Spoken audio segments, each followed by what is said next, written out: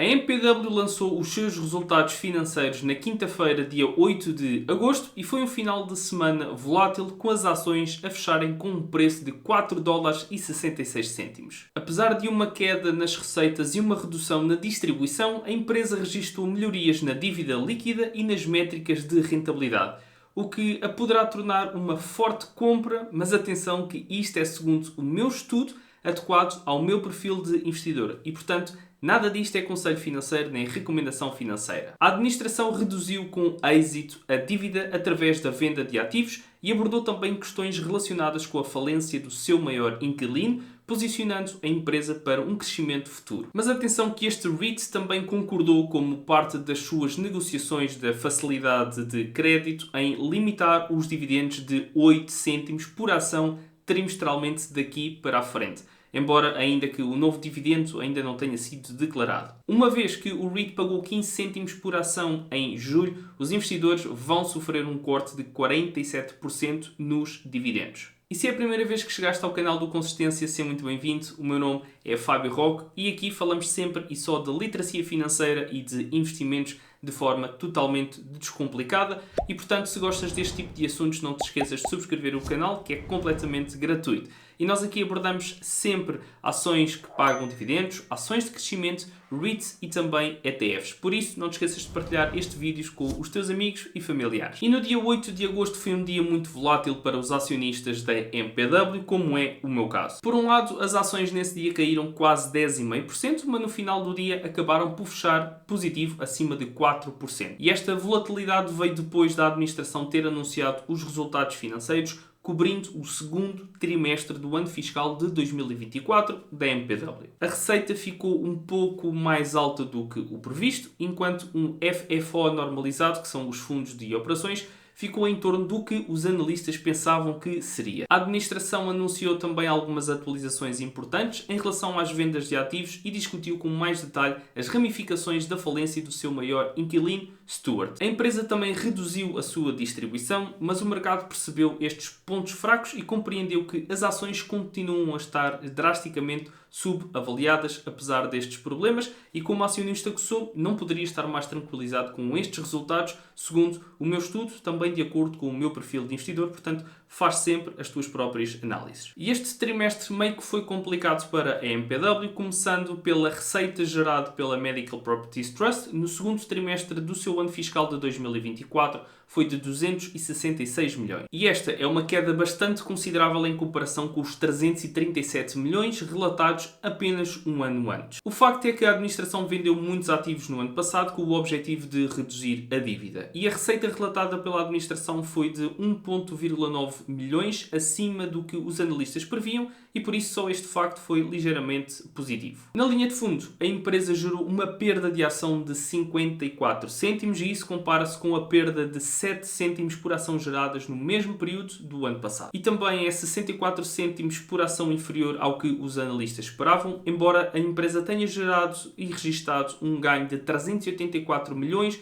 de dólares com a venda de imóveis, também registrou encargos de imparidades de imóveis e outros no valor de 137 milhões de dólares, para além das perdas de participações no valor de 401 milhões de dólares. E ainda para além disso, na sua categoria de outras despesas, piorou de 10,5 milhões de dólares no ano passado para 167 milhões de dólares para este ano. E por mais decepcionante que seja esta falha no resultado final, o FFO normalizado por ação chegou aos 23 cêntimos, embora se trate de uma queda em relação aos 48 cêntimos registado no período do ano anterior, a realidade é que estava em linha com o que foi previsto pelos analistas. E como é o caso de qualquer REIT, existem várias outras métricas de rentabilidade que são importantes para os investidores ficarem atentos. Infelizmente faltam dois destes indicadores que são muito importantes. Como a administração ainda não apresentou o 10Q e porque não divulgou voluntariamente os dados em outros arquivos financeiros, não sabemos qual é que foi o fluxo de caixa operacional ou o fluxo de caixa operacional ajustado. E para quem não está familiarizado, o fluxo de caixa operacional ajustado elimina as alterações no capital de exploração. E embora seja discutível se este é ou não um indicador de rentabilidade mais importante para um REIT, eu tenho a tendência para pensar que é o indicador de rentabilidade mais importante para a maioria das empresas. E para além destas métricas mais comuns, existem outras que merecem grande atenção. E um dos grandes problemas que a MPW tem tido ao longo dos últimos anos é um montante de dívida que está nos seus livros. E felizmente esta situação está a dar alguns sinais de melhoria. Se olharmos para esta imagem, a administração diz que a dívida líquida ajustada é de 8,23 mil milhões de dólares e, no entanto, eu não tenho o hábito de contar o dinheiro financiado para melhorias de construção em curso e construção e progresso como uma dedução da dívida para chegar a um valor de dívida líquida. Pois eu penso que isso subestima o montante da verdadeira dívida que uma empresa tem. E se retirarmos isto da equação, obtemos uma dívida líquida de 8,76 mil milhões de dólares e trata-se na verdade de uma redução de 1,11 milhões de dólares em comparação com os 9,87 mil milhões de dólares que a empresa tinha no final do primeiro trimestre. E neste gráfico pode ver-se a evolução da dívida líquida e do valor contabilístico aos últimos anos da MPW. E penso que esta comparação seja muito importante. Por exemplo, se o valor contabilístico diminuísse a uma taxa materialmente superior à diminuição da dívida líquida, isso significaria que está a ocorrer uma deteriorização significativa da empresa. E felizmente nós não vimos isso a acontecer. De 2021 até ao final do segundo trimestre deste ano, a dívida líquida da empresa caiu 2,06 mil milhões. E o declínio no valor contábil foi apenas ligeiramente maior, em 2,25 mil milhões. E tendo em conta as amortizações que a empresa teve de suportar, para não mencionar o facto de a administração ter historicamente pago muitos dividendos, eu considero isto uma vitória. A redução significativa entre o final do primeiro trimestre e o final do segundo trimestre deveu-se à venda de hospitais arrendados à Prime Healthcare, numa transação de valor de 350 milhões de dólares. Apenas 250 milhões de dólares foram pagos em numerário e os restantes 100 milhões sob a forma de empréstimo a 9 meses. Assim, a empresa beneficia das datas de despesas com juros até à data de vencimento e, em última análise, disporá de dinheiro adicional para reduzir a dívida. Também fechou a venda de uma participação de 75% em 5 hospitais do Utah, numa transação bastante complicada que rendeu à empresa 1,1 mil milhões de dólares em receitas. A boa notícia é que se tivéssemos a capacidade de olhar para o balanço da empresa tal como está neste momento, por oposição à forma como as coisas terminaram no trimestre mais recente, a imagem da dívida líquida seria ainda melhor. E eu digo isto porque, após o final do trimestre, a empresa vendeu instalações no valor de 160 milhões de dólares. E, portanto, trata-se de capital adicionado a ser utilizado no pagamento da dívida. Durante e após o final do segundo trimestre, a empresa reembolsou com êxito 1,5 mil milhões de dólares em dívidas. Acrescente-se a isto o refinanciamento garantido de 800 milhões de dólares de 27 hospitais que tem no Reino Unido,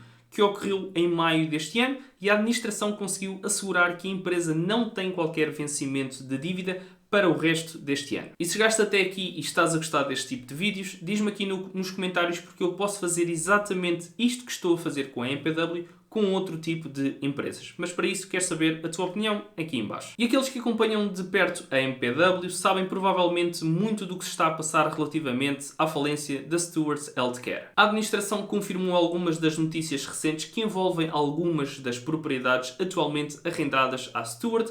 Em suma, devido a um obstáculo regulamentar que a administração não tinha previsto, a empresa acabou por concordar em entregar a propriedade destes hospitais a um credor garantido, sem recurso, numa manobra que resultou na necessidade da MPW reduzir completamente a zero o seu investimento no empreendimento que detinha esses ativos e no qual a MPW detém 50%. Mas, felizmente, estes ativos não têm um impacto significativo na empresa. E de acordo com a administração, a joint venture foi responsável por apenas 7 milhões de FFO normalizado gerado pela empresa durante o segundo trimestre deste ano. E isso representa apenas 5% do FFO normalizado total. E outra boa notícia é que antes de isso acontecer, a MPW conseguiu obter um pouco mais de dinheiro da Stewart. O inquilino pagou em maio e junho rendas em dinheiro no valor de 19 milhões de dólares. Efetuou também igualmente os pagamentos previstos para as instalações arrendadas no mês de julho.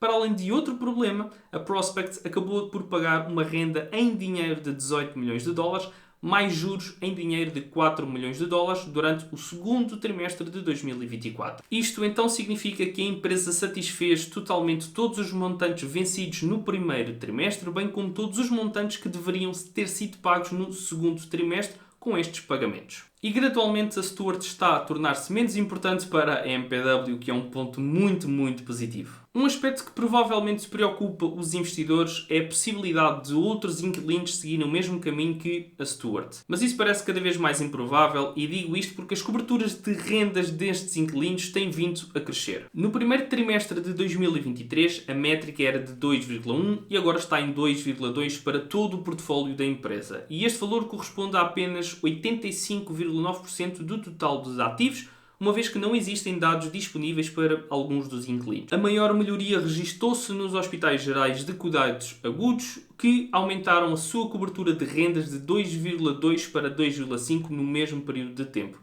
E estes representam 60,4% do total dos ativos da empresa. O último ponto que eu gostaria de abordar é a distribuição da empresa. Após o final do segundo trimestre, a direção alterou a sua linha de crédito para ter em conta estas vendas de ativos, para além de outras operações de financiamento. Temporariamente, pelo menos, até que outras propriedades detidas pela Stuart sejam vendidas ou arrendadas a outras partes, a empresa está a assistir a uma redução do seu compromisso de revolver de 1,4 mil milhões de dólares para 1,28 mil milhões de dólares. E há também uma redefinição permanente de acordo de património líquido consolidado das instalações de 6,7 mil milhões de dólares para 5,5 mil milhões de dólares. E em suma isto significa apenas que a empresa tem muito menos probabilidades de falhar esse acordo. E até dia 30 de setembro de 2025 ou antes, se todos os seus hospitais da Stuart forem arrendados a outras partes, a MPW concordou em reduzir a sua distribuição de dividendos de 15 cêntimos para 8 cêntimos a cada 3 meses e por cada ação que nós tenhamos. Eu sei que os investidores da MPW, tal como eu, não estão totalmente satisfeitos com esta redução de dividendos que poderá e virá a acontecer, mas a verdade é que esta redução de dividendos é muito bom, ou pode ser muito bom para a MPW. Isto porque vai ser dinheiro adicional que eles vão poder utilizar para pagar as dívidas dele. E isto deve ser considerado um fator muito positivo e, com base nas minhas estimativas, esta decisão à empresa vai poupar cerca de 168 milhões em dividendos anuais, o que significa que podem aplicar estes 168 milhões na dívida ou até em aumentar o seu negócio. Mas mesmo que isto não permita que a MPW se livre da dívida só por si, isto vai ajudar e muito na possibilidade de novas reduções da dívida. E se dependesse de mim, não teria qualquer problema com o facto de a administração anular totalmente a distribuição de dividendos e afetar então os 360 milhões de dólares em redução à dívida. Em jeito de conclusão, e embora o segundo trimestre não tenha sido tão bom quanto eu gostaria que fosse, a administração provou mais uma vez que a MPW é um negócio tremendamente subvalorizado. O valor contabilístico da empresa é significativo nesta altura e uma vez resolvidos os problemas com a Stuart e quando a administração puder reduzir ainda mais a dívida,